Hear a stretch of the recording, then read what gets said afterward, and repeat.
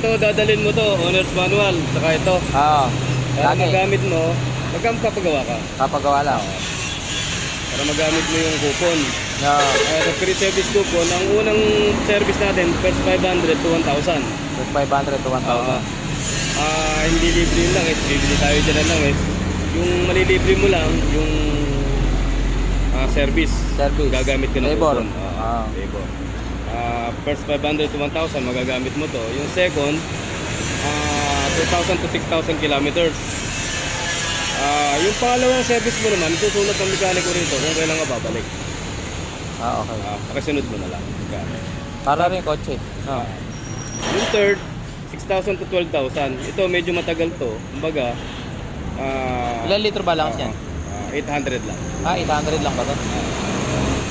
Bali ito, magagamit mo ito pagdating na 6,000. Pagka hindi pa dumarating na 6,000 at kailangan mo na magpa-service, magbabayad ka muna ng labor. Pura lang labor, pagka change oil lang, 50 pesos lang.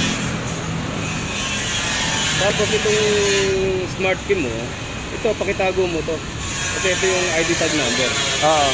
Importante to para kung mawawala itong dalawa na to, kailangan hanapin namin sa iyo to para kung bibili tatabi ko. Kung bibili ka nito, may insert natin, may insert natin, ipo-program ulit natin para makapasok yung isang bibili mong bago.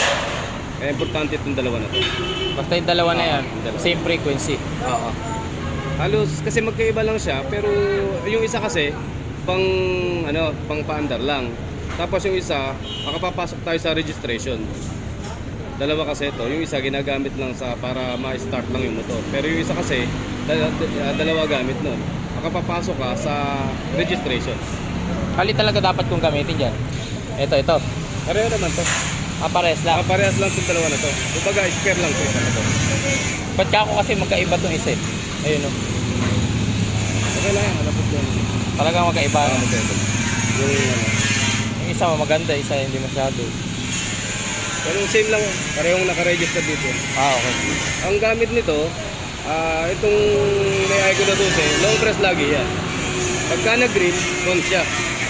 Pero pagka papatayin mo, long press ulit, kailangan mag-red. Kailangan pagkasisindi, long press. Laging long press to. Hindi pwedeng isang pindot lang na gano'n. Pagka nilong press mo, Pagka nag-green, andar na siya. Ibig sabihin, activated na to, at saka itong motor, may communication na sila. Mapapagana naman. Isang pindot lang muna. Iilaw, tapos iilaw din. Mapipihit mo na to. Yan. Unang pihit, seat, saka fuel. Pwede na buksan yung ano.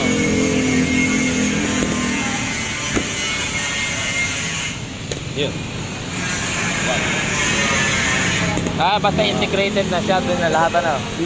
Yun, kasi after 30 seconds, hindi mo ginagalaw ito, magkakatop siya, pindot lang siya ulit.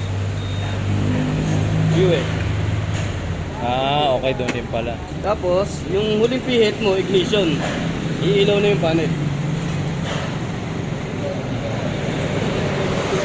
Ang pagpa-start, long press mo na to, i-press mo ng madena para mag-activate. Kasi hindi mo, bagya lang, i-start. Kasi ala pang connection, kailangan madin yung pagkakapiga. Madali ang pagkakapiga. Kailangan kahit salin sa dalawa. Hindi, yun lang. Yun lang. Kaliwa lang. Walang connection to. Yun lang isa. Yun lang isa na yun. Ito ISS. Ano yun? Yung namamatay-matay. Gusto mo sa traffic. After ng paghinto mo, after 3 seconds, mamamatay yung engine. Kumbaga, pampatipid ba ng gasolina. Hindi mo naman kailangang i-push starts. Gasolina ka lang, andar. Ganun ang function nito. Yan. Kung Alin ang patay niyan? Ayun, off. Kung ayaw mo naman yung namamatay, i-off mo lang. Pagka gusto mo i-activate, i-activate mo lang. Naka-ilaw. Okay. Yan, pag in-activate mo siya agad, yung unang andar, hindi pa gagana yun kasi may kailangan ma-reach yung temperature. Siguro makatakbo ka ng mga 1 kilometro, yun. Mag-activate na siya. Gagana na yun. Kung ayaw mo naman ano po ba yun? traction control yun. Yun, may traction control din to. Lagi nakailaw yun. Pagka tumakbo ka, makamatay. Mawala. Tapos yung ABS, pag tumakbo ka na, 10 km per hour, mawawala di ilaw na yan.